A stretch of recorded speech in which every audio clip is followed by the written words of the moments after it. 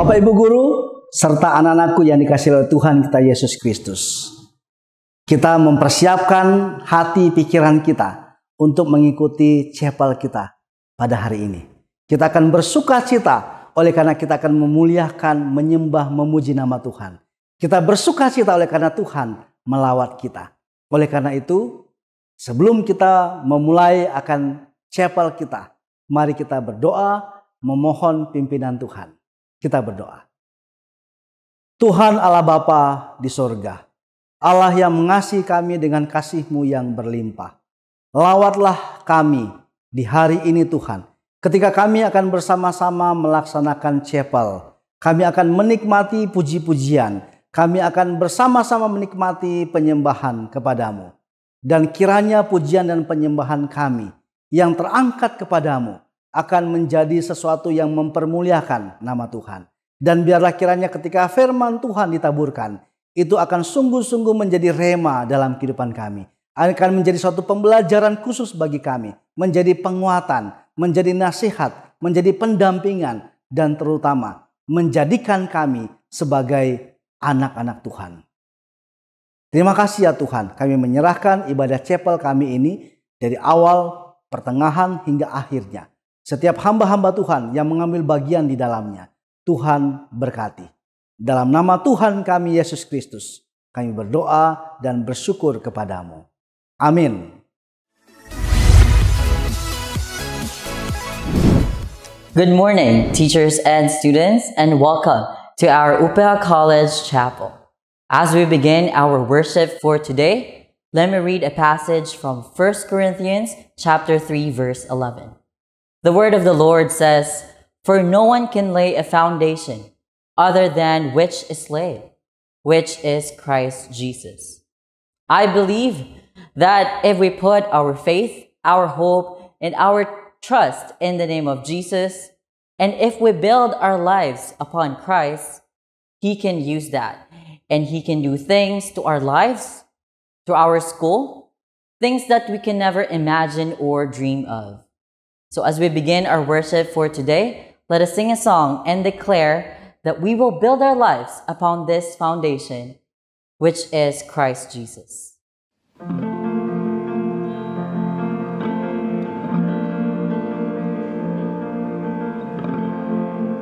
Worthy of every song we could ever sing,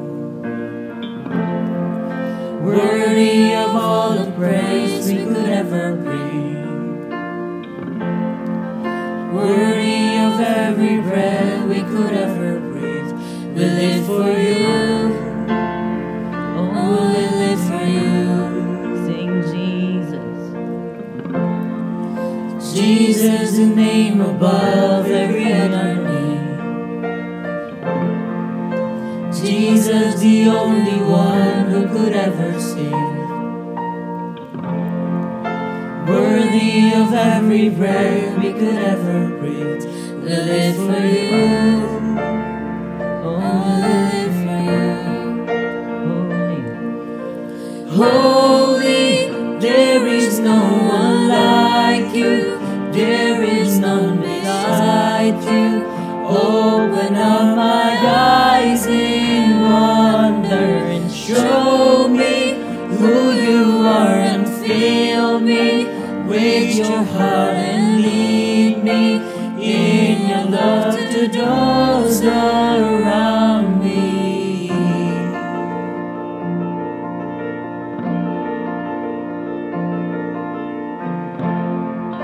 Jesus, the name above every other name. Jesus, the only one who could ever save. You are worthy of every breath we could ever breathe. We live for you, oh, we live for you. Holy, holy, there is no one like you. There is none beside you. Open up my eyes in wonder. Show me who you are and fill me with your heart and lead me in your love to those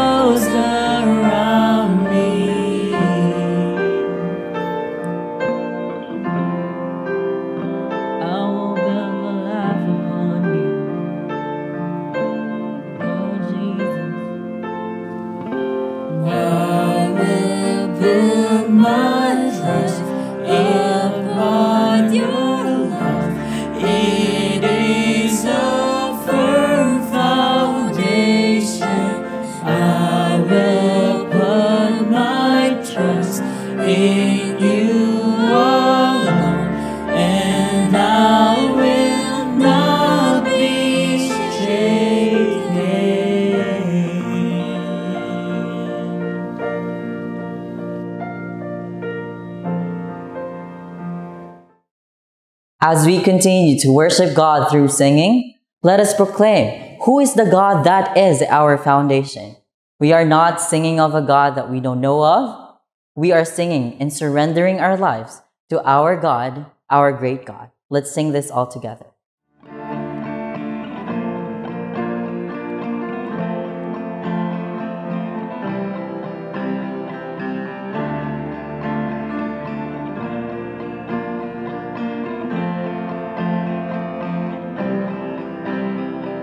Water you turn into wine. Open the eyes of the blind. There's no one like you. None like you. Into the darkness you shine. Out of the ashes we rise. There's no one like you. None like you. Our God is greater, our God is stronger. God, you are higher than any other. Our God is healer, awesome in power. Our God, our God.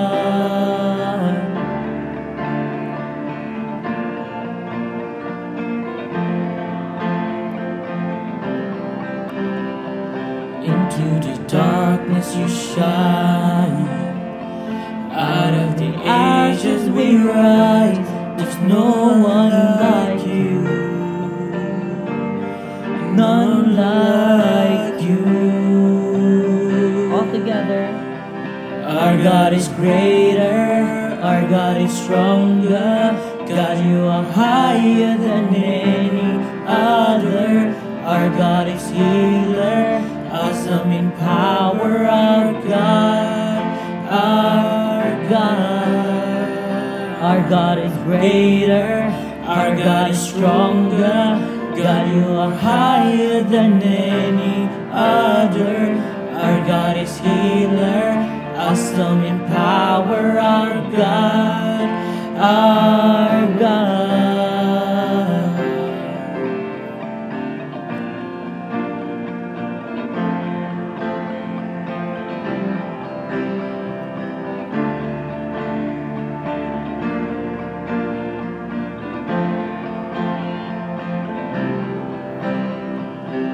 And if our God is with us, then when it comes stop us.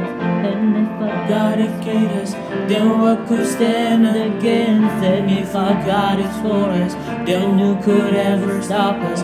And if our God is with us, then what could stand against?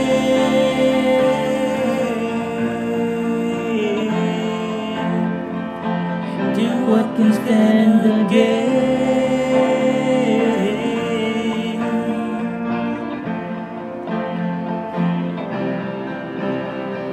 Our God is greater, our God is stronger. God, you are higher than any other. Our God is healer, awesome in power. Our God, our God.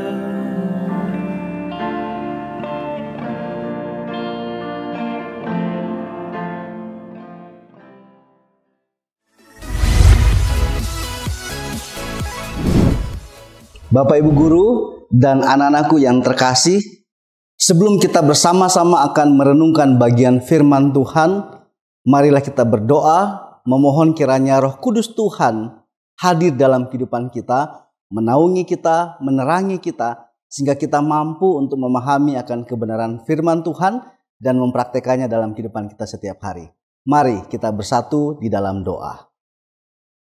Ya Tuhan, Allah yang suci, kudus, dan mulia, kami datang kepadamu dengan kerendahan hati kami, oleh karena kami sungguh menyadari Engkau adalah Allah yang agung, Allah yang mencipta segala sesuatu, dan Allah yang telah berfirman kepada kami. Oleh karena itu ya Tuhan, pada kesempatan chapel kami hari ini, kami akan mendengarkan akan firman-Mu. Berfirmanlah Engkau ya Tuhan, persiapkanlah kami, dan mampukanlah kami untuk menjadi pelaku dari firman-Mu. Oleh karena dalam nama Tuhan kami Yesus Kristus, kami sudah berdoa dan bersyukur kepadamu. Amin. Anak-anakku yang dikasihi oleh Tuhan kita Yesus Kristus, kita bersyukur oleh karena pada minggu ini kita akan mengawali suatu perjalanan pelayanan kita. Kita akan melakukan suatu pelayanan ke daerah-daerah yang tentunya telah bersama-sama kita gumuli dalam beberapa hari belakangan ini. Dan saat ini ketika kita akan bersama-sama mengikuti chapel ini, mari kita mendengarkan bagian firman Tuhan yang akan menolong kita, akan mendorong kita, yang akan menguatkan kita untuk bagaimana kita memberi yang terbaik untuk Tuhan. Untuk bagaimana misi Allah itu boleh menjadi bagian dari kehidupan kita. Oleh karena itu, tema khotbah pada pagi hari ini adalah Passion for Excellence. God's mission as a lifestyle. Bapak Ibu Guru dan anak-anakku yang dikasihi oleh Tuhan kita Yesus Kristus. Mari kita membaca satu bagian Alkitab yang terambil di dalam kitab surat yang pertama dari Petrus. Surat 1 Petrus pasal 2 ayat 1 hingga ayatnya yang kelima. 1 Petrus pasal 2 ayat 1 sampai yang kelima. Demikian bunyi firman Tuhan akan saya bacakan bagi kita semua. Karena itu, buanglah segala kejahatan, segala tipu muslihat, dan segala macam kemunafikan, kedengkian, dan fitnah. Dan jadilah sama seperti bayi yang baru lahir, yang selalu ingin akan air susu yang murni dan yang rohani, supaya olehnya kamu bertumbuh dan beroleh keselamatan. Jika kamu benar-benar telah mengecap kebaikan Tuhan, dan datanglah kepadanya, batu yang hidup itu, yang memang dibuang oleh manusia, tetapi yang dipilih dan dihormat di hadirat Allah. Dan biarlah kamu juga dipergunakan sebagai batu hidup untuk pembangunan suatu rumah rohani, bagi suatu imamat kudus, untuk mempersembahkan persembahan rohani yang karena Yesus Kristus berkenan kepada Allah. Bapak Ibu Guru serta anak-anakku yang dikasihi oleh Tuhan kita Yesus Kristus. Kita semua tentunya sungguh menyadari bahwa melaksanakan misi Allah merupakan panggilan terbesar dari setiap kita sebagai orang percaya. Setiap orang yang telah mengalami penyelamatan, penebusan, dan diangkat menjadi anak-anak Allah, Allah kemudian memberikan suatu privilege kepadanya. Suatu hak istimewa untuk mengambil bagian di dalam pelayanan Allah di tengah-tengah dunia ini. Oleh sebab itu kita kemudian tahu bahwa seseorang setelah mengalami keselamatan yang dari Tuhan, setelah mengalami lahir baru, setelah dia diangkat sebagai anak Allah, diselamatkan oleh Allah, Allah masih mengizinkan dia untuk hidup dalam dunia ini.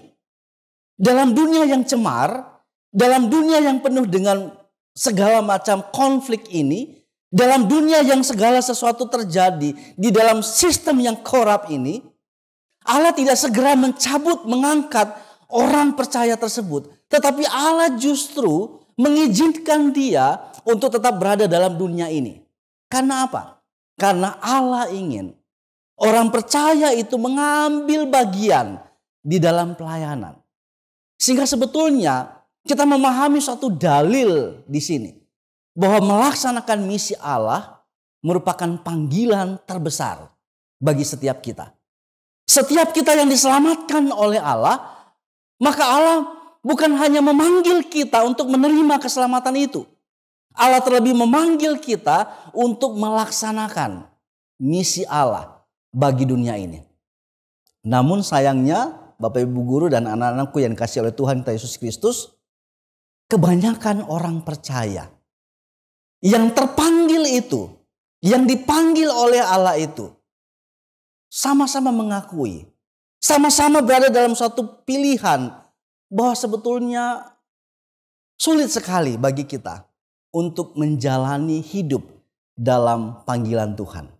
Sulit bagi kita untuk rela, untuk ikhlas, membiarkan kesenangan-kesenangan kita, membiarkan waktu-waktu kita, membiarkan akan hal-hal yang menjadi keinginan kita itu kemudian ditunda oleh karena kita dituntut Tuhan untuk melakukan pelayanan.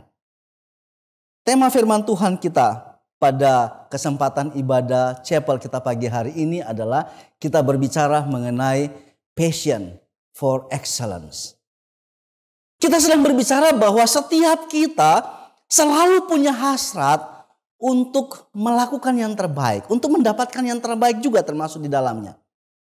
Tetapi dalam konteks pelayanan, dalam konteks berbicara mengenai misi Allah, apakah kita semua kemudian juga punya kesadaran yang sama bahwa seharusnya kita punya hasrat yang besar untuk mengerjakan misi Allah bagi dunia ini? Banyak yang terpanggil, tetapi sedikit sekali yang menjalani panggilan sebagai pelayan-pelayan Tuhan. Banyak yang terpanggil, tetapi sedikit sekali yang mengambil bagian di dalam melayani Tuhan. Banyak yang terpanggil, tetapi sedikit yang mau pergi untuk diutus bagi Tuhan. Bapak Ibu Guru dan anak-anakku yang dikasihi oleh Tuhan kita Yesus Kristus. Apa yang sebetulnya menjadi kesulitan kita dalam melaksanakan misi Allah? Seringkali kita diperhadapkan dengan begitu banyak argumentasi, dalil-dalil, alasan-alasan bahwa seseorang itu tidak mau mengambil bagian di dalam pelayanan Tuhan. Kita tentunya seringkali mendengar ada orang yang menunda-nunda, ada orang yang berkata saya nggak cukup. Saya kurang punya kapasitas untuk melayani Tuhan. Saya nggak bisa berdiri di depan orang banyak untuk berbicara, berkhotbah seperti yang sedang saya lakukan ini. Dan beberapa teman guru-guru agama yang melakukannya dalam setiap chapel. Saya tidak punya kapasitas untuk berdiri di depan orang banyak dan menyampaikan firman Tuhan. Saya nggak berani, saya nggak cukup pede. Saya tidak punya kemampuan kapasitas untuk itu. Ada juga kadang-kadang yang lain berpikir saya nggak punya kesempatan. Kenapa? Karena di gereja di tempat saya bertumbuh sudah terlalu banyak orang-orang yang mengambil bagian dalam pelayanan Tuhan. Sehingga saya tidak kebagian jadwal dengan mereka. Sudah terlalu banyak orang yang mengambil bagian jadi MC, jadi singer, jadi pemain musik sehingga biarkan saja mereka itu. Kita merasa bahwa kita tidak punya kesempatan untuk mengambil bagian dalam pelayanan tersebut. Kadang-kala kita juga berpikir bahwa saya tidak punya kreativitas. Ya. Saya tidak punya sesuatu yang dapat saya gunakan untuk pelayanan. Pelajaran saya nilainya juga nggak bagus-bagus amat. Tugas saya juga banyak yang terbengkalai. Saya tahunya hanya makan tidur. Barangkali ada yang berpikir seperti itu teman-teman. Tetapi pernahkah kita berpikir bahwa sebetulnya bukan itu masalah terbesar kita? Ketika kita tidak mengambil bagian di dalam pelayanan Tuhan. Ketika kita bersikap untuk menolak akan tawaran pelayanan Tuhan. Mengambil bagian di dalam misi Allah. Seperti yang akan kita kerjakan pada sepanjang minggu ini. Youth in Mission. Seringkali bukan karena alasan itu. Bukan karena kita tidak punya kapasitas. Bukan karena kita tidak punya kesempatan. Bukan karena kita kekurangan kreativitas. Tetapi sebetulnya yang membuat kita menjadi sulit. Yang membuat kita menjadi enggan untuk melaksanakan misi Allah. Untuk mempersembahkan yang terbaik dari hidup kita kepada Allah. Adalah oleh karena yang pertama, kita seringkali hanya terfokus kepada pemuasan diri kita sendiri. Ada terlalu banyak waktu-waktu yang kita miliki dalam kehidupan ini. Ada terlalu banyak dan besar kapasitas yang telah Tuhan taruhkan di dalam diri kita.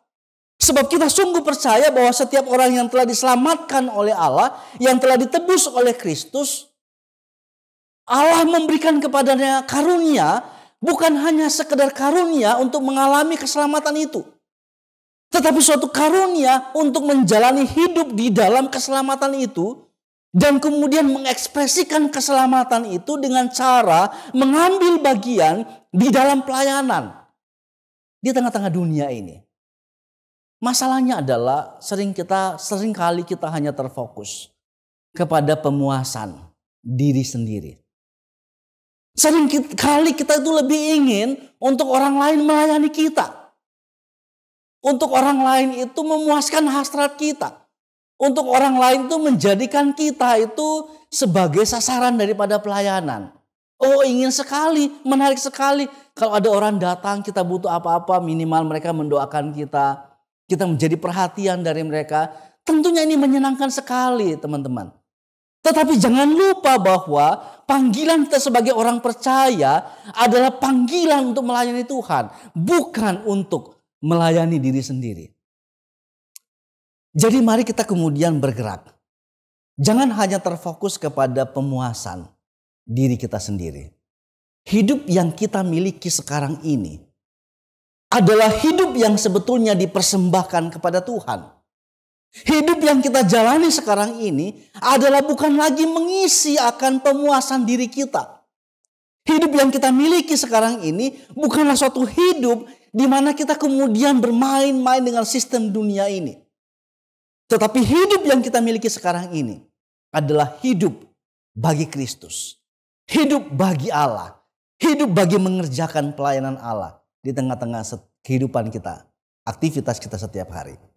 Alasan yang kedua, Bapak Ibu guru dan anak-anakku sekalian, yang membuat kita sulit melaksanakan misi Allah adalah kita terjebak pada rutinitas setiap hari.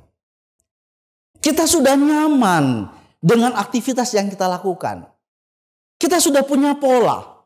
Kita sudah punya habit setiap hari. Mekanisme di dalam diri kita sudah sedemikian rupa bekerja, sehingga secara alami sudah bergerak seperti itu. Secara natural. Kita tahu bangun pagi jam berapa. Alarm tubuh kita sudah berbunyi.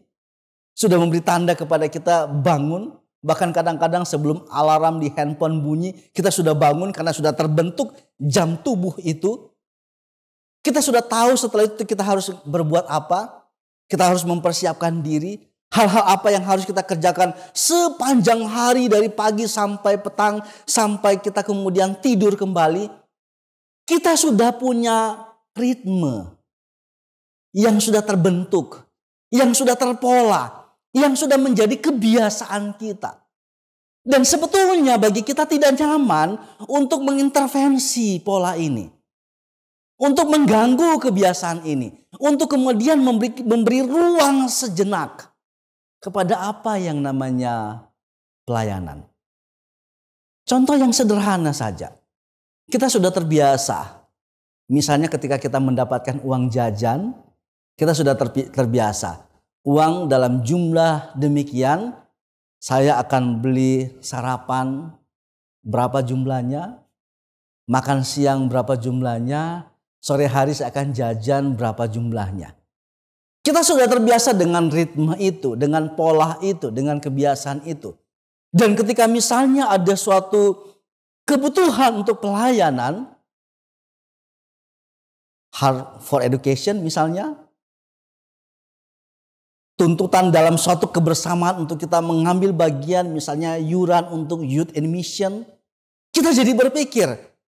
Dan kita terganggu untuk pola ini kita ubah. Kita intervensi sejenak. Kita merasa saya enggak cukup. Karena saya sudah terbiasa dengan pola ini. Rutinitas merusak pelayanan kita di hadapan Tuhan. Rutinitas menjerat kita untuk kita jangan keluar dari ruang kenyamanan kita. Rutinitas menjadi pagar, menjadi benteng bagi kita untuk lupa bahwa sebetulnya dunia di mana kita berada bukanlah dunia dengan pagar, dengan benteng rutinitas. Bahwa dunia yang di mana kita berada adalah dunia di mana Allah menghadirkan kita untuk melayani orang lain juga. Bapak Ibu Guru serta anak-anakku yang dikasihi oleh Tuhan kita Yesus Kristus, kita terjebak dengan rutinitas setiap hari. Yang ketiga, yang membuat kita itu sulit sekali untuk memberi yang terbaik kepada Allah. Untuk mempersembahkan hidup kita dalam pelayanan kepada Tuhan. Mengambil bagian misalnya di dalam Youth in Mission. Yang ketiga, oleh karena kita takut dengan gangguan kekhawatiran hidup. Kita terganggu oleh kekhawatiran hidup. Nanti kalau saya akan Youth in Mission sepanjang minggu ini, pelajaran saya ketinggalan dong. Saya nggak bisa bikin tugas dong. Padahal kan sudah mepet nih dengan final semester. Belum lagi saya harus mempersiapkan diri untuk sidang final assessment. Wah, saya kekurangan waktu nih. Ada begitu banyak hal yang kemudian dikhawatirkan. Kalau saya memberikan ini untuk pelayanan Tuhan, sejumlah uang ini, terus untuk saya bagaimana? Nanti kan Desember saya punya kebutuhan dong. Masa Natalan pakai baju lama? Masa tahun baruan terus kita nggak happy-happy, nggak seneng-seneng kumpul sama teman-teman, ya nongki-nongki di mana seperti itu? Ada kekhawatiran hidup yang kemudian mengganggu kita, yang tidak mengizinkan kita, yang menjerat kita untuk tidak melaksanakan panggilan Tuhan yang Tuhan telah perdengarkan secara jelas bagi kita. Bapak Ibu yang dikasihi oleh Tuhan kita Yesus Kristus. Oleh karena itu kemudian surat Rasul Petrus ini mengajar kita. Memang kita tahu bahwa konteks surat ini adalah dihadirkan kepada jemaat Tuhan yang sedang mengalami penganiayaan, yang sedang mengalami penderitaan. Mereka adalah orang-orang yang tadinya beragama Yahudi, tetapi kemudian oleh karena Injil Kristus, mereka menjadi percaya kepada Kristus. Dan justru oleh karena percayanya mereka kepada Kristus, oleh pemberitaan Injil para rasul, mereka mengalami penyiksaan, penderitaan, persekusi dari saudara-saudara mereka di Yerusalem. Sehingga mereka harus pergi jauh, terbuang jauh ke tempat-tempat yang jauh sekali dari Yerusalem. Pasal 1 ayat yang pertama berkata mereka itu adalah orang-orang yang menjadi orang-orang pendatang yang tersebar di wilayah Pontus, Galatia, Kapadokia, Asia Kecil, Bitinia. Mereka telah tersebar keluar oleh karena penderitaan itu. Loh, masa mereka juga harus memikirkan akan pelayanan Tuhan? Justru bukankah kami yang menderita ini yang harus dilayani? Seringkali kita berpikir demikian. Dan faktanya ketika Rasul Paulus menuliskan surat ini kepada jemaat-jemaat tadi yang telah saya sebutkan, justru Rasul Petrus mendesak mereka untuk keluar dari perasaan menderita itu, dari pengalaman penderitaan itu, dari fakta bahwa mereka telah mengalami persekusi sedemikian rupa, dan menyadari betul bahwa di dalam penderitaan pun Allah tetap memanggil mereka melayani dunia ini. Di tengah-tengah keterdesakan waktu persiapan yang rasa-rasanya tidak cukup untuk kita mengerjakan Youth in Mission ini, teman-teman dan Bapak Ibu Guru. Mari kita meyakini bahwa Allah memanggil kita untuk mengerjakan Youth in Mission ini. Memang kita tahu bahwa waktu persiapannya rasa-rasanya sangat mepet. Tetapi percayalah bahwa iman yang sejati akan mengalahkan segala ketertutupan, segala kemustahilan. Iman yang sejati. Oleh karena itu kemudian Petrus dalam suratnya ayat 1, 2, dan ketiga dia berkata begini. Karena itu buanglah segala kejahatan, segala tipu muslihat, dan segala macam kemunafikan, kedengkian dan fitnah, dan jadilah sama seperti bayi yang baru lahir, yang selalu ingin akan air susu yang murni dan yang rohani, supaya olehnya kamu bertumbuh dan beroleh keselamatan, jika kamu benar-benar telah mengecap kebaikan Tuhan. Apa yang sebetulnya mau dijelaskan oleh Petrus di sini? Yang pertama, Rasul Petrus sedang mengajak para jemaatnya dan juga kita untuk berpaling dari kesenangan-kesenangan personal menuju kepada sukacita bersama dalam persekutuan. Oleh karena itu dia berkata, buanglah segala kejahatan, segala tipu muslihat, segala macam kemunafikan, kedengkian, dan fitnah. Semua hal-hal yang selama ini kita nikmati sebagai suatu kesenangan personal bagi kita. Tinggalkan itu, buang itu. Mari kita berpaling dari itu untuk menuju kepada sukacita bersama dalam persekutuan untuk melayani Tuhan. Mari kita memahami, anak-anakku sekalian, kita punya waktu yang indah sepanjang minggu depan, sepanjang minggu ini. Untuk kita melepaskan diri kita sejenak dari ruang-ruang kenyamanan kita, ruang-ruang kebiasaan kita, ruang-ruang rutinitas kita, ruang-ruang di mana kita menikmati yang namanya me time itu. Meninggalkannya untuk sejenak. Menikmati sukacita di dalam persekutuan melayani Tuhan.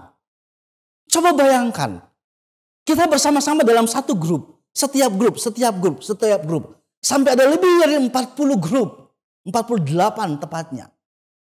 Berkumpul, ada first year, second year, last year. Dengan guru yang bukan aamu barangkali.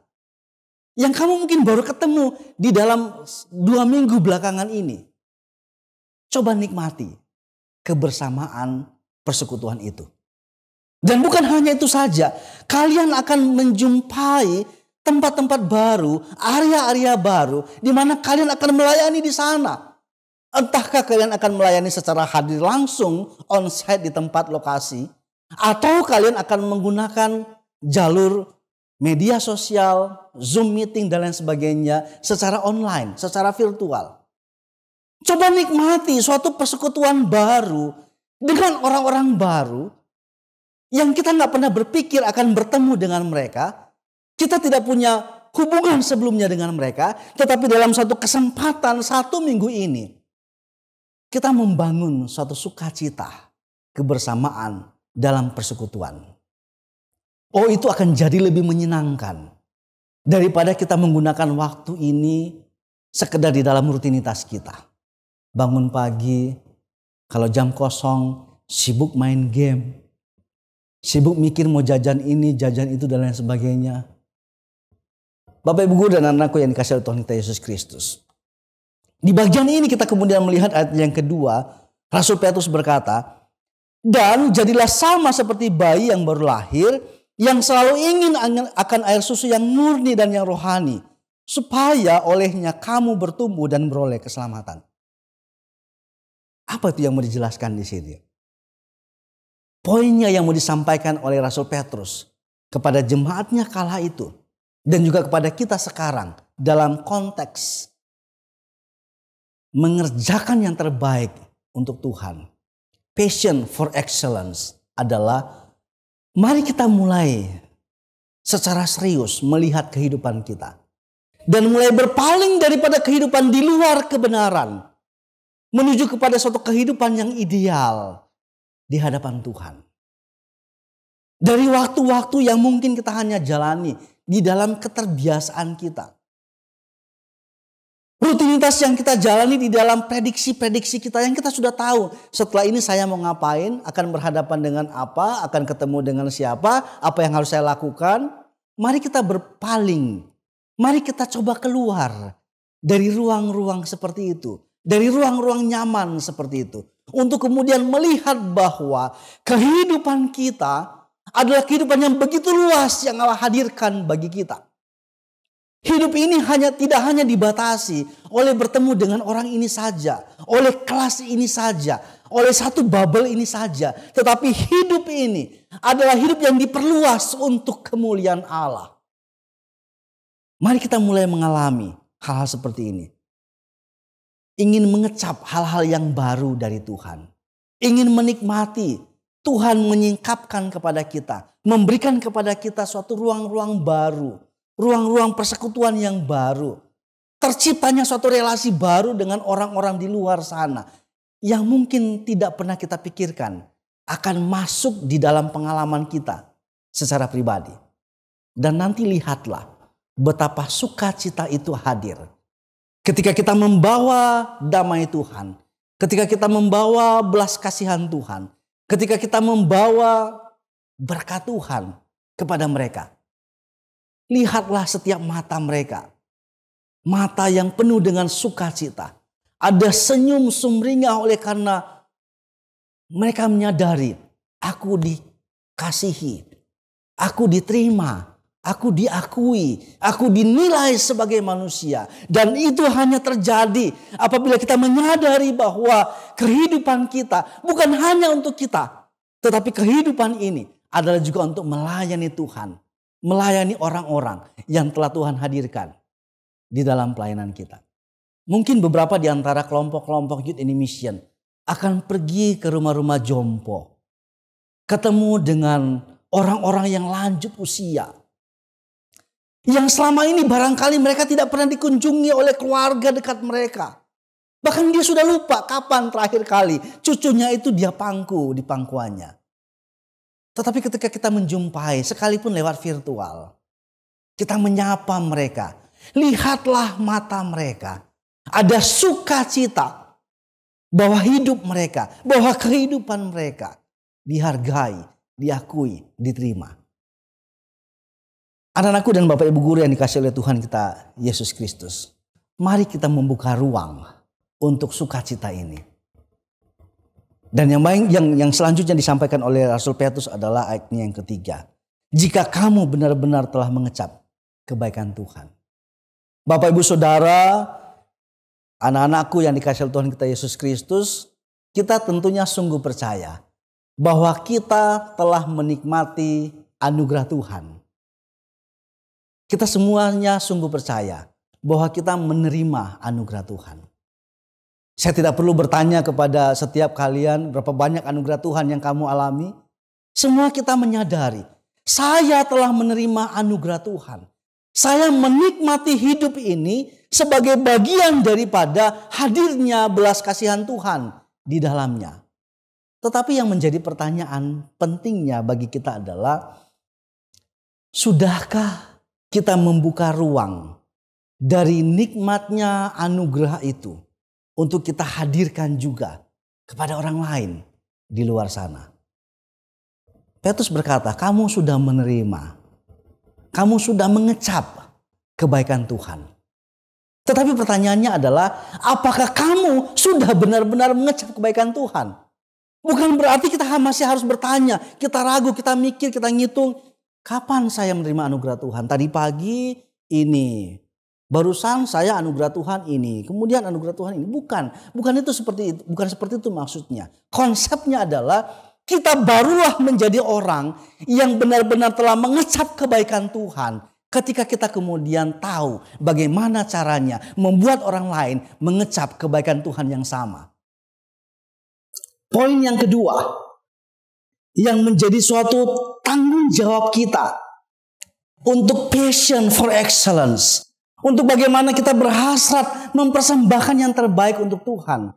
Setelah yang pertama kita memiliki iman yang sejati. Maka yang kedua kita mewujudkan pemerintahan Allah dalam dunia ini. Rasul Petrus di dalam ayat yang keempat dan yang kelima berkata demikian. Dan datanglah kepadanya batu yang hidup itu, yang memang dibuang oleh manusia, tetapi yang dipilih dan dihormat di hadirat Allah. Dan biarlah kamu juga dipergunakan sebagai batu hidup untuk pembangunan suatu rumah rohani bagi suatu imamat kudus, untuk mempersembahkan persembahan rohani yang karena Yesus Kristus berkenan kepada Allah. Anak-anakku yang dikasihi oleh Tuhan kita Yesus Kristus dan Bapak Ibu guru, kita tentunya menyadari betul bahwa Allah adalah pribadi yang paling berdaulat atas seluruh dunia ini. Tidak ada sesuatu pun yang terjadi di dunia ini di luar daripada kendali Tuhan. Kita sungguh-sungguh sama menyadari bahwa pemerintahan Allah adalah pemerintahan yang terus berlangsung di tengah-tengah dunia ini. Namun jangan lupa Bapak Ibu Saudara dan anak-anakku yang dikasihi oleh Tuhan Yesus Kristus, bahwa pemerintahan Allah itu tidak muncul dalam bentuk presidensial atau kekaisaran atau parlemen dan lain sebagainya. Pemerintahan Allah itu hadir, terwujud dalam dunia ini melalui kita, orang-orang percaya. Pemerintahan Allah itu hadir melalui pikiran kita yang mengarah kepada kebenaran, melalui hati kita yang dipenuhi dengan sukacita kebenaran Kristus, melalui kehidupan kita yang kita jalani, yang kita persembahkan kepada Tuhan. Itu wujud daripada pemerintahan Allah. Dan oleh karena itu Tuhan mengajak kita, Tuhan melibatkan kita, Tuhan memberikan suatu hak istimewa kepada kita untuk masuk ke dalam ruang dunia ini untuk melayani Tuhan. Agar supaya pemerintahannya terwujud nyatakan dalam seluruh sendi-sendi kehidupan kita. Mari kita berjalan mengalir secara harmonis di dalam rencana kekal Tuhan. Tuhan ingin sekali supaya semua manusia diselamatkan olehnya. Tapi itu bukan berarti kemudian kita berpangku tangan menunggu malaikat bekerja, Tuhan bekerja, Kristus datang sekali lagi menyampaikan kabar sukacita Injil kepada dunia ini. Tidak. Tuhan menggunakan kita menjadi surat Kristus yang terbuka kepada dunia ini untuk menghadirkan berita sukacita keselamatan itu. Allah bukan tidak mampu mengunjungi orang-orang jompo, anak-anak yatim piatu. Allah mampu untuk mengunjungi mereka dan bahkan Allah telah bersama-sama dengan mereka. Namun Allah juga melibatkan kita masuk bersentuhan dengan keadaan-keadaan tersebut untuk menunjukkan bahwa melalui kehidupan kita, melalui diri kita, melalui 1 minggu pelayanan ini yang kita sebut sebagai Youth in Mission, Allah berkarya, Allah sedang mewujudkan pemerintahannya melalui kita. Mari kita datang kepadanya. Dia yang adalah batu hidup itu, yang memang telah dibuang oleh manusia. Ada begitu banyak orang sejak dari zaman Yesus hadir ke dalam dunia ini yang terus-menerus menolak akan kehadiran Kristus, yang tidak mau percaya kepada Kristus. Itu fakta yang tidak terelakkan. Tetapi percayalah bahwa ketika kita hadir, ketika kita melangkah, kemanapun kita pergi, ketika kita membuka ruang Zoom meeting, menghadirkan akan pelayanan kita, memperlihatkan kepada dunia bagaimana kuasa Allah, bagaimana pemerintahan Allah telah terwujud, termanifestasi dalam kehidupan kita sebagai satu komunitas. Mari kita bawa keluar itu untuk juga menjadi berkat bagi orang lain. Oleh karena itu di bagian ayat yang kelima Rasul Petrus berkata, dan biarlah kamu juga, siapa? Sekali lagi, biarlah kamu juga, ya kamu yang sedang mengikuti khotbah ini, dipergunakan sebagai batu hidup. Bukan batu yang mati, yang hanya ditaruh begitu saja, yang kadang-kadang kalau nggak kepake dibuang. Bukan, kamu batu hidup yang sedang digunakan oleh Allah untuk pembangunan suatu rumah rohani. Apa itu rumah rohani? Rumah di mana kita mengalami sukacita hadirnya Tuhan. Rumah di mana kita menikmati belas kasihan Tuhan. Rumah di mana kita menghayati akan datangnya anugerah Tuhan. Rumah di mana bersama-sama kita sedang menanti suatu pengharapan akan Tuhan. Rumah bersama kita. Suatu rumah besar yang menampung kita semua. Kita yang datang dari latar belakang apa saja. Dari usia berapa saja. Kita semua ditampung dalam satu rumah itu. Rumah rohani itu. bagi suatu imamat kudus. Kita menjadi para pelayan-pelayan itu di dalam rumah itu. Mungkin ada yang berkata, saya bukan pendeta. Teman-teman, untuk melayani Tuhan, yang dibutuhkan adalah hati yang bersedia digiring oleh Tuhan masuk ke dalam ladang pelayanan itu. Untuk mempersembahkan suatu persembahan rohani yang hanya oleh karena Yesus Kristus itu berkenan kepada Allah. Anak-anakku yang dikasihi oleh Tuhan kita Yesus Kristus, saya sungguh percaya bahwa dalam diri kalian semua ada begitu banyak potensi. Ada begitu banyak karunia. Ada begitu banyak bakat yang telah Tuhan hadirkan dan percayakan di dalam kehidupanmu. Mari efektifkan itu untuk melayani Tuhan. Jadi passion for excellence itu bukan hanya soal kita tampil menjadi orang yang super di sana. Ingat, kita bukan superhero. Tetapi passion for excellence itu adalah kita tahu dari apa yang saya miliki, yang merupakan anugerah Tuhan bagi saya akan gunakan itu untuk hormat dan kemuliaan nama Tuhan. Bapak Ibu guru yang dikasihi oleh Tuhan kita Yesus Kristus. Jadi apa yang merupakan tugas kita sekarang ini? Bagaimana memastikan bahwa hidup kita ini sedang melakukan yang terbaik bagi Allah? Apa yang harus kita lakukan dalam memberi yang terbaik kepada Allah melalui pelayanan kita? Saya usulkan 3 hal. Yang pertama, jadikan misi Allah sebagai hasrat hidupmu. Yang kedua, jangkau mereka yang ada di luar dengan kasih yang ada di dalam diri kita. Yang ketiga, jangan menyerah di saat keadaan tidak memungkinkan. Tapi juga jangan berpuas diri saat keadaan menjadi mudah. Kiranya firman Tuhan ini menolong kita di dalam perjalanan Youth in Mission kita sepanjang minggu ini. Baik itu secara virtual, secara online, maupun secara onsite. Mari kita pergi dengan membawa berkat penyertaan Tuhan. Dan percayalah, siapa yang Tuhan utus, dia pasti disertai Tuhan. Dan setiap orang yang disertai Tuhan, ia tidak pulang dengan sia-sia. Dia pulang membawa sukacita dari Tuhan. Dan lihatlah, ketika minggu depan kita akan bersama-sama kembali ke dalam ruang belajar kita. Mari saksikan bahwa Allah itu baik. Bahwa Allah itu telah menyertai kita dalam pelayanan kita. Dan bahwa nama Tuhan terus dipermuliakan. Kiranya firman Tuhan ini menolong, menguatkan, dan menjadi berkat bagi kalian semua. Tuhan memberkati. Shalom. Bapak Ibu guru dan anak-anakku yang dikasihi oleh Tuhan kita Yesus Kristus. Kita sudah memuji, memuliakan, menyembah Tuhan. Kita sudah dilawat oleh firman-Nya.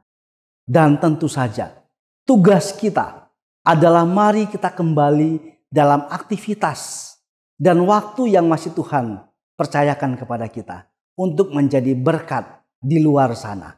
Oleh karena itu, mari kita kembali ke dalam aktivitas pelayanan dan pekerjaan kita, aktivitas belajar mengajar kita dengan membawa serta berkat Tuhan dalam kehidupan kita. Mari kita berdoa memohon berkat dari Tuhan. Kita berdoa. Bapa di surga, firman-Mu telah melawat kami. Kami telah memuji, memuliakan Engkau melalui pujian dan penyembahan kami. Dan kami tahu ya Tuhan, bahwa dunia yang ada di luar sana seringkali menolak dan membenci setiap anak-anak-Mu yang membawa nama Tuhan di sana. Tetapi kami sungguh percaya berkat-Mu menyertai kami. Berkat-Mu menguatkan kami. Berkat-Mu berlimpah atas kami.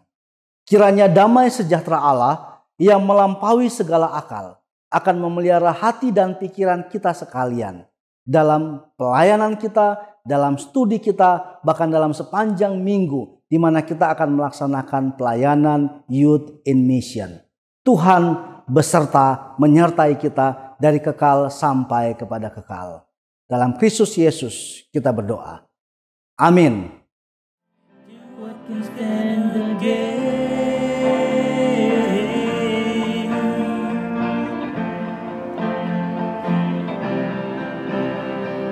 Our God is greater, our God is stronger. God, you are higher than any